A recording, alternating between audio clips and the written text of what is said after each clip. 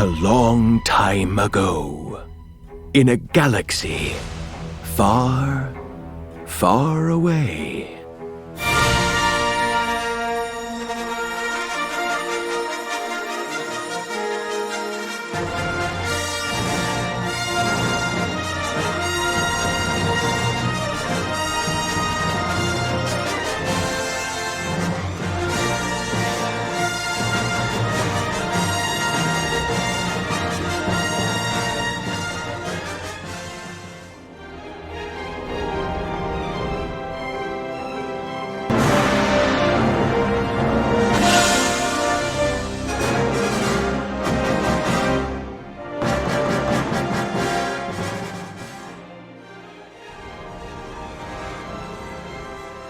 Star Wars, The Third Lesson, A Tale from the Old Republic.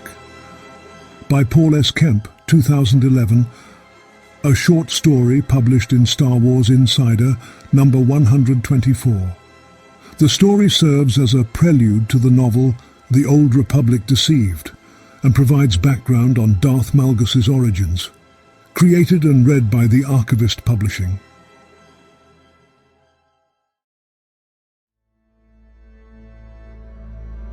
The year is 3667 BBY, and the Great Galactic War between the Sith Empire and the Galactic Republic is at its height, having raged for more than 14 years. The war, a culmination of a 1300-year grudge held by survivors of the original Sith Empire against the Republic, for having defeated them during the Great Hyperspace War. By its end, the war would cost countless lives and devastate worlds from the core to the rim, as well as having dramatic galactic consequences. The Republic was left with its economy shattered, its leader dead, and the galactic capital of Coruscant devastated, whilst roughly half of the galaxy would find themselves firmly under Sith dominion by the war's end in 3653 BBY. Furthermore, the Jedi Order would withdraw from the galactic capital of Coruscant to establish a new home on their ancient homeworld of Tython, their sphere of influence, and that of the light side of the Force, itself being greatly diminished as a result. But the tragedy of Coruscant's devastation and the consequent withdrawal of the Jedi Order from Coruscant had yet to occur. Instead, the current year of 3667 BBY witnessed one of the earlier major conflicts of the Great Galactic War, the Battle of Alderaan. The peaceful and verdant core world of Alderaan was a founding member of the Republic and widely viewed as an embodiment of the ideals and principles upon which the galactic government was founded. It was that reputation that made it a military target for the Sith Empire. As the Great Galactic War dragged on elsewhere in the galaxy, the Sith formulated a plan to crush Republic morale by invading Alderaan and shattering its fabled serenity. The incursion was led by the Sith Lord Darth Malgus, who planned for it to coincide with a diversionary feint that would pull the ships of the Republic Navy far from Alderaan. As the planet sat undefended by the Republic fleet, it was beset upon by a massive Sith invasion force that bombarded the planet from orbit, obliterating its local defense forces, and took the royal family of Alderaan hostage. Malgus and his forces burned entire cities to the ground and brutalized the peaceful noble families, all whilst the small number of Jedi who were on planet at the time of the invasion struggled to make even the slightest dent in the Sith invasion force. Unknown to the Sith forces, groups of Republic troopers, returning from battles in the Outer Rim, were stationed across the surface of the planet prior to the invasion. These troopers banded together and took to the forests of Alderaan's Duran Mountains during the Sith attack and proceeded to wage a guerrilla war against the enemy. As Darth Malgus led his forces in a march toward the planet's capital city, he was ambushed by the troopers of Republic Special Forces Division Havoc Squad. Much of the squad was killed during the battle, but with the timely arrival of Jedi Knight Satele Shan to aid the men of Havoc Squad, Malgus and his Sith forces were routed. Following the skirmish outside the city, the Republic fleet returned from the diversionary feint to drive the Empire off of Alderaan. The battle became recognized as a major victory for the Republic, but had grave consequences for the future of Alderaan. But that recognition and its resulting consequences were for the future. Right now, the Battle of Alderaan still raged, with Darth Malgus still causing pain and death to any he came across on the planet's surface.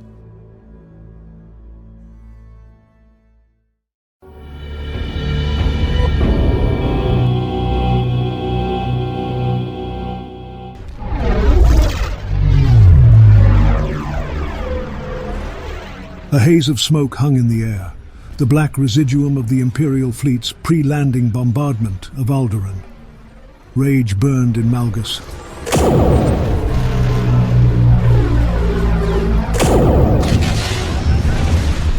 Its seed grown from the word he kept hearing over Imperial communication channels: retreat. The Empire had lost Alderaan. Hours before, Malgus had walked its surface as a conqueror, but now signal fires dotted its surface. Rallying points for the Republic forces. A counterattack was coming. Reports indicated a Republic fleet en route to Alderaan. Retreat! Retreat! He clenched his fist so hard it made his fingers ache. His breathing sounded like a rasp over wood. His skin stung from burns.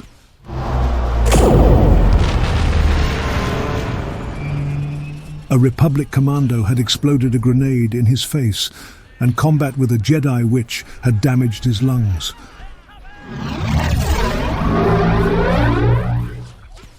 Lacerations and contusions made a grim mosaic on his flesh, but he felt no pain. He felt only anger, hate, a sense of frustration that made him want to shout.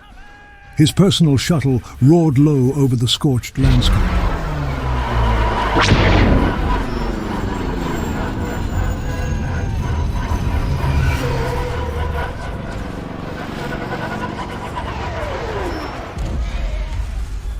Below him, buildings and bodies smoldered in the ruins of an Alderaani town. Around him, Imperial ships prowled the sky, flying escort. He tried to unknot his fists and failed. He wanted...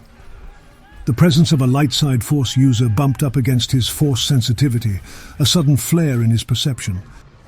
It pulled him from his silent broodings, leaving him with an overwhelming thirst for vengeance from those that stole his victory on Alderaan. The Jedi.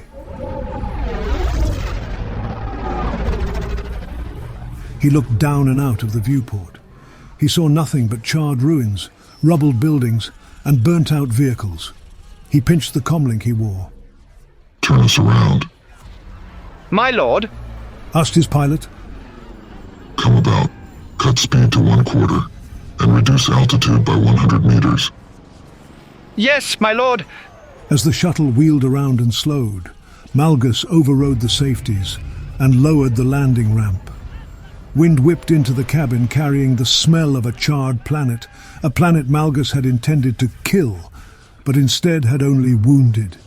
Someone had to pay for that. He took the hilt of his lightsaber in hand and sank into the Force. The burned-out buildings below stuck out of the scorched earth like rotted teeth, crooked and black. "Slower," he said to the pilot. He reached out through the Force, probing for the light-side presence he had felt. At first there was nothing, and he wondered if he had been mistaken, or if the light-side user had perceived Malgus and suppressed his power. But then, there, he felt it as an irritation behind his eyes, an itch only violence could scratch. He shed his cloak and stepped to the edge of the landing ramp. The wind pulled at him. Anger swelled in him, buoyed him up. The Force anchored him in place. He pinched his comlink again. "Hover above the ruins until I return." "Return, my lord? Where are you going? You are seriously wounded." Malgus deactivated the comlink and leapt off the ramp into the open air. He ignited his blade as the ground rushed up to meet him. Using the Force to cushion the impact, he hit the ground in a crouch with a terrific thudding crash. He stood in the center of a street, pockmarked with craters and littered with broken glass and overturned speeders. An aircar burned 10 meters from him, vomiting gouts of black smoke into the sky. Somewhere a wind bell chimed furiously in the gusts. I am here, Jedi. Malgus shouted, his voice booming over the ruins. Behind him, he heard the hum of an activating lightsaber, then another. He turned to see a male Zabrak, a Jedi, emerge from one of the burned-out buildings that lined the street. The blue line of a lightsaber glowed in each of his hands. He studied Malgus sidelong. Malgus. The Jedi said, spitting out the word as if it tasted of vile excrement. Malgus did not know the Jedi's name, nor did he care. The Zabrak was merely the focus of his anger, a convenient target for his rage. Malgus fell into the Force, roared, and bounded down the street, his anger lending him speed. The Jedi held his ground. At 20 meters, the Jedi raised his lightsabers aloft to either side and then quickly drew them both down with a flourish.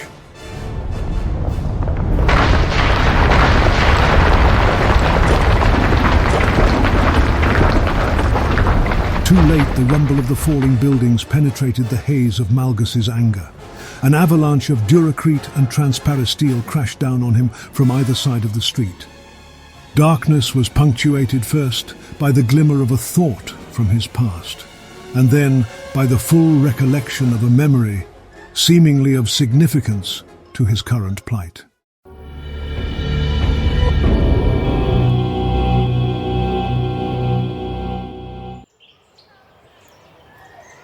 The creases on his father's imperial uniform looked sharp enough to cut meat, but his tone was as soft as the belly that overflowed his trousers. Come with me, Veradon. Veradon followed his father to the enormous menagerie they kept on the grounds of the family's estate. His father, a biologist in the Imperial Science Corps, collected animals from countless worlds. The family had their own private zoo, financed by the Empire. Veradon had helped tend the creatures since he'd been a small boy. Shrieks, chitters, howls, and a pungent animal stink greeted their entrance. His father's voice knifed through the noise. Do you know why I enjoy these animals so much? Veradon shook his head. He saw himself reflected in the lenses of his father's eyeglasses. Because we can learn from them. Learn what? His father smiled cryptically. Come on. Father put a hand on his shoulder and steered him through the maze of habitats, cages and tanks, until they reached the transparasteel cube of the Kuhon tank. A thick layer of sand, dotted with a few loose rocks and some loose fur, was all that was visible. The segmented arthropod, its body as long as Veradon's arm, lay hidden somewhere underneath the sand of the tank. Veradon walked around the tank, trying to spot any sign of the Kuhon. Nothing. Meanwhile, his father lifted a feeder rat from a nearby cage and held it over the Kuhon's tank. I fed it earlier. Veradon said. I know.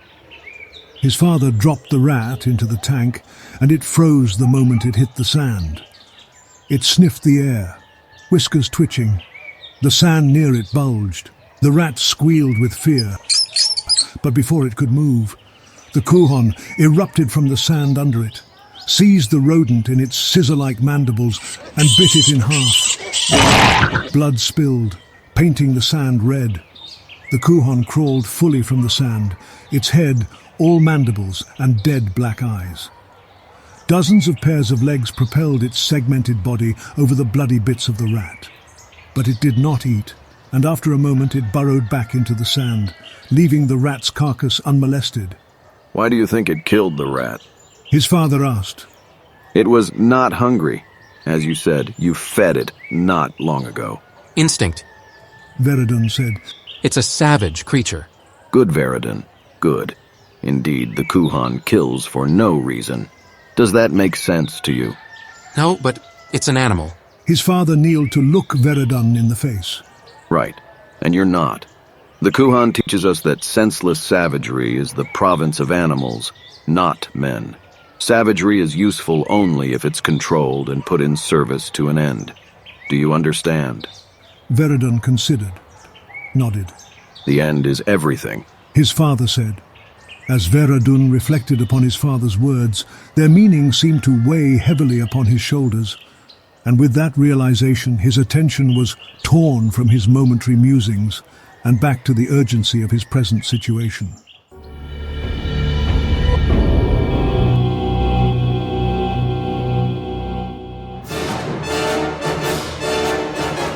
Malgus stood in a pocket under a mountain of rubble, legs bent, the power from his upraised hands preventing several tons of duracrete and steel from crushing him.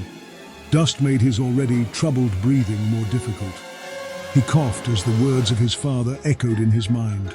He had been sloppy, so lost in his need for revenge that he'd failed to properly evaluate the Jedi's power. He'd surrendered his reason to bloodlust, but no more. With a deep growl and an effort of will,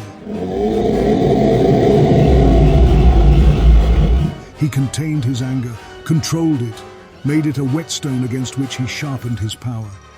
Using the Force, he blew the rubble up and away from him.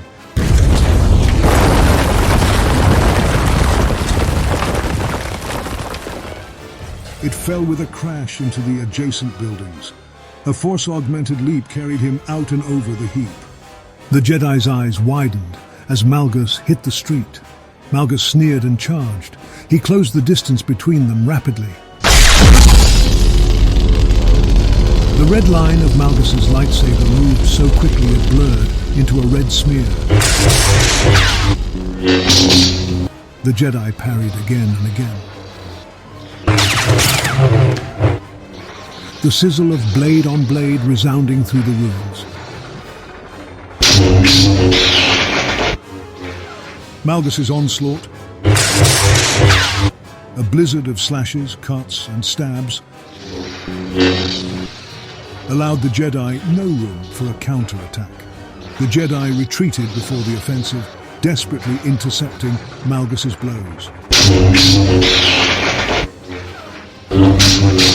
Malgus could have ended the Jedi in any of several ways, but he needed the satisfaction of a lightsaber kill. As Malgus's bloodlust fueled his maelstrom of vicious attacks, his iron will, which controlled and honed his power, also triggered a distant memory.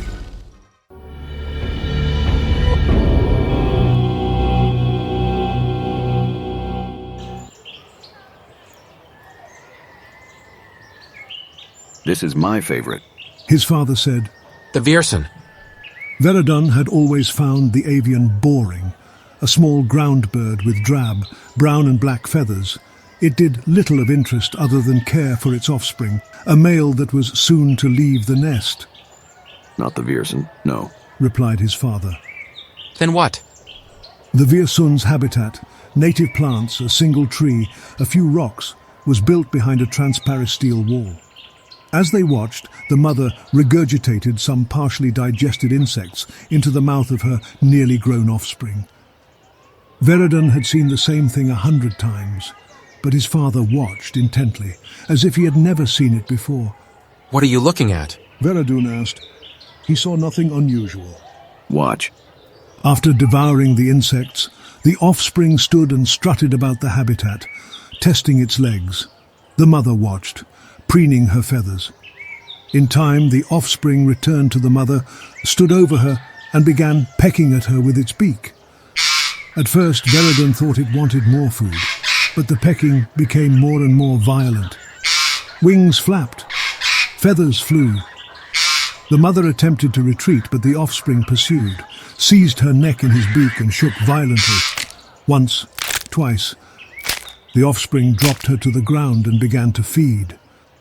Veradun had never seen anything like it. The offspring is not a Veerson. His father explained. It's a Mimnil. In its immature state, it looks like a juvenile Veerson.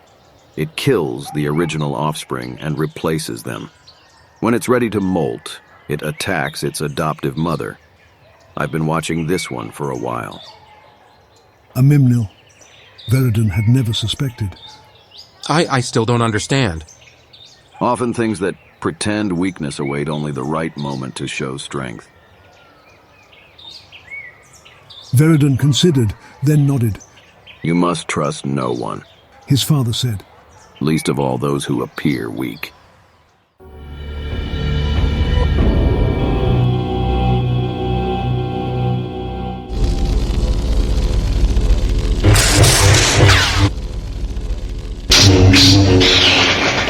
Malgus's lightsaber traced glittering red arcs through the air. He spun, slashed, stabbed, pushing the Jedi backwards. But always the Jedi parried. He seemed to be biding his time.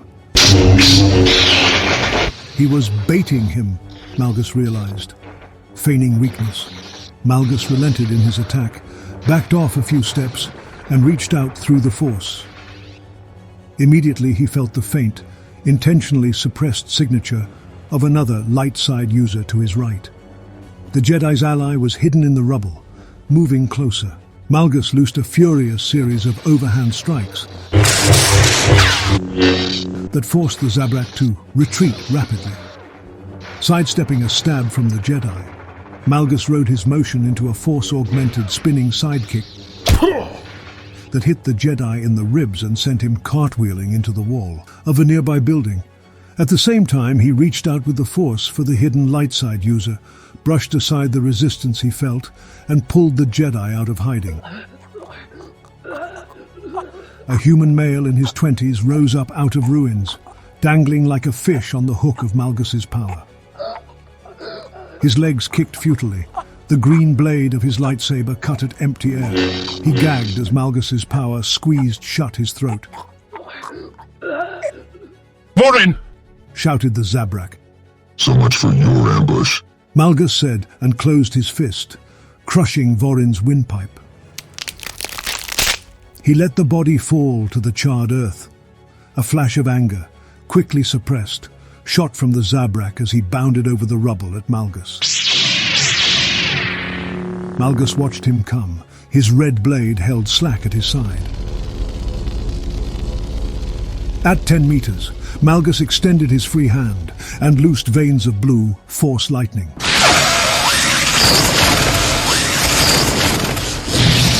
They struck the charging Jedi, swept through his defenses, swirled around him, and began to burn flesh. Shouting with pain, the Jedi leaned forward into the lightning, teeth bare. Blue blades held before him and staggered toward Malgus. Despite his burns, he came onward. One step, another, but he was failing, wilting in the heat of the lightning. Malgus channeled more power to his Force lightning.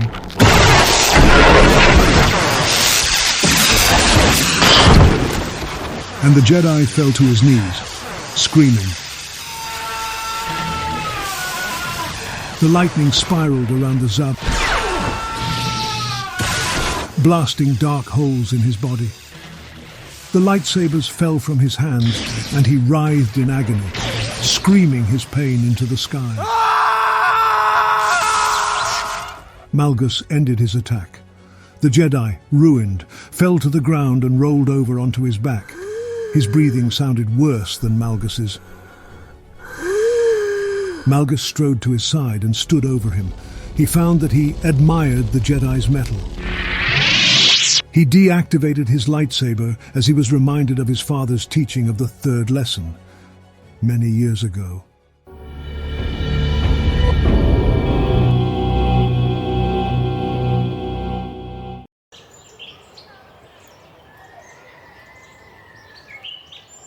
After watching the Mimnil devour the Viersun, his father had taken him to a new cage that must have been a recent addition to the zoo, for Veridon had never noticed it before. A tarp covered it, concealing the contents. What's in it? Veridon asked. His father looked somber. The third lesson. Veridon's gaze went from his father to the cage and back to his father. I think you will be a great warrior, Veradun. His father said. A tremendous asset to the Empire. Veradun heard the sadness in the words but did not understand them. Your instructors tell me they've seen few with your potential in the Force. I am honored by their praise. His father smiled distantly. A shuttle arrives for you tomorrow to take you to the Academy on Dromund Kaas. I want you to know that I am very proud of you. Always remember that. I will, and I'm doubly honored by your praise, Father. His father kneeled, embraced him, stood and walked away. Where are you going? Veradun called. What about the third lesson? Look in the cage. His father told him. Perhaps you'll figure it out yourself. Veradun watched his father go, then turned and unveiled the contents of the cage the way he might unveil a secret, slowly, carefully, and with a sense of trepidation. He let the tarp fall to the ground. The cage was entirely empty. For a moment he wondered if his father had made a mistake, but his father never made mistakes. He stared at the empty cage for a long while, considering. Finally, he thought he understood. And with that recollection fresh in his mind, his attention returned fully to the present.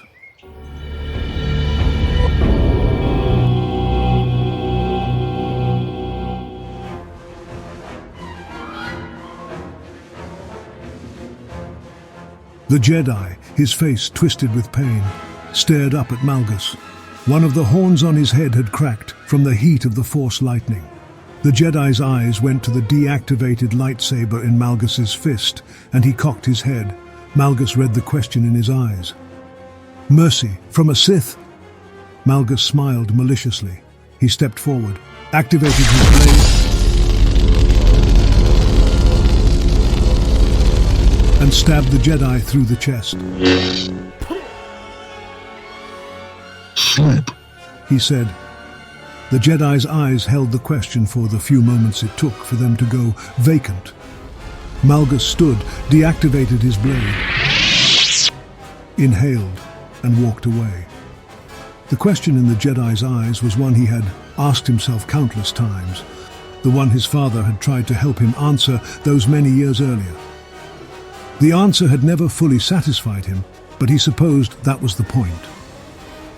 Sometimes there was just an empty cage.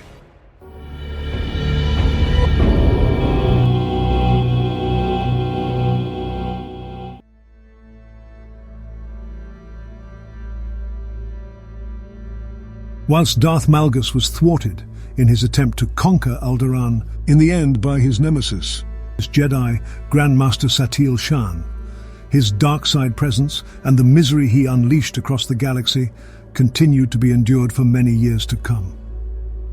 The Sith Lord was heavily wounded during the battles on Alderaan and was forced to wear a respirator for the remainder of his life. Having previously led, alongside his master Darth Vindican, the recapture of the Sith world Korriban, during which he had struck down his own master for being injured at the hands of Jedi Master Kao Chen Darak. Darth Malgus had seen the attack on Alderaan as an opportunity to elevate himself within the ranks of the Sith Lords and thus achieve his birthright. Born within Imperial space under the name Veradun and raised by his adoptive father, Darth Malgus's dark side sensitivities were cultivated from a very early age after he murdered a female Twi'lek servant on his father's estate. The young boy was subsequently sent to the Sith Academy at the imperial capital of Dromund Kaas, where he excelled, first becoming a Sith warrior and later a successful commander within the imperial military. Following the Battle of Alderaan, Malgus discovered the Twi'lek slave girl, Elena Daru, whilst on a trip to the outer rim world of Geonosis, and took her as his own. Although she was technically his slave, the two secretly fell in love with one another and fought side by side in many battles throughout the Great Galactic War. Whilst his defeat during the Battle of Alderaan was a stinging blow to both his credibility and subsequent advancement within the ranks of the Sith Lords, Darth Malgus would have another opportunity to demonstrate his power, and thus finally be elevated within the Sith hierarchy. In 3653 BBY, the Empire would enter into sham peace negotiations with the Republic, which were nothing more than a distraction from the Sith's true target, the Republic capital of Coruscant. Chafing under the leadership of his superior, Darth Angral, Malgus was chosen to participate in the attack on Coruscant, and eagerly accepted a key role, the leader of a strike team that would invade the Jedi Temple itself. But that is a story for another time.